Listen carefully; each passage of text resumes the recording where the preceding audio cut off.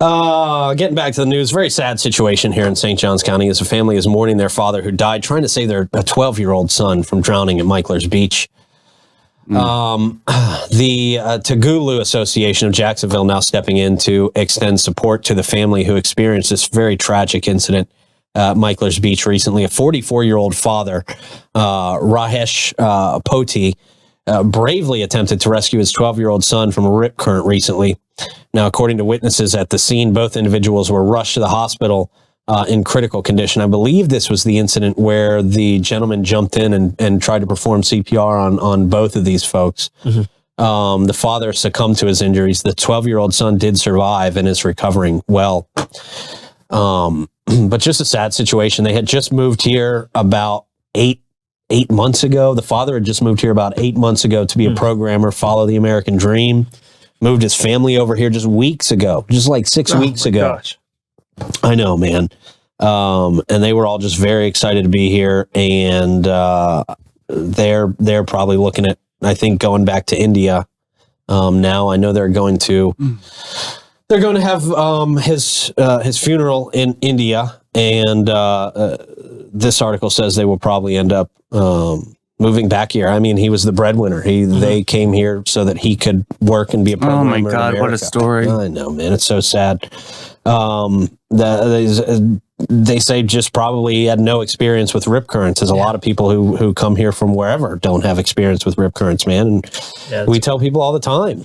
Swim near a lifeguard. Yep. And just, I mean, if you happen to get caught in a rip current, either if you're a strong enough swimmer, you can let it carry you out and then get out of it. Or the best thing is to swim parallel with the beach. They're usually only about 30 feet wide, and you can get out of it. You're going to be floating away as you're swimming out of it, but don't fight directly against it. How do you know if you're in a rip current? Does it feel like a portal, sucking you in?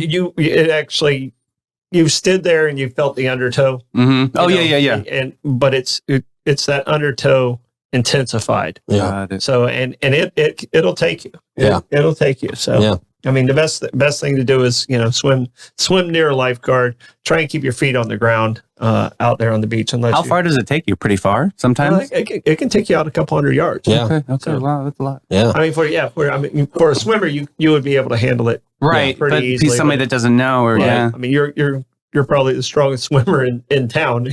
So. Right. Or used to be. Has been, definitely. I was like, wait a minute, a lot of credit, But swim parallel with the beach. And, the best advice is see what the flag conditions are. The flag conditions are red, don't go Extra too cautious. far in the water. Yeah. So. Yeah, man. But how is that information getting out to public? You know what I mean? Where do they know where to look for flags? They try to put it out as many places as possible. They have an indicator pretty much at every entrance. Yeah, I feel like it should be saying what the flags are. Yeah. And if you're near a lifeguard, it's right on the lifeguard stand. Okay. I mean, good. It's there. So just scary stuff. And this story is so sad. It's incredible sad. So. Yeah, unfortunately, something we hear about a couple times every year, and it's always very sad, man. So our hearts go out to this family.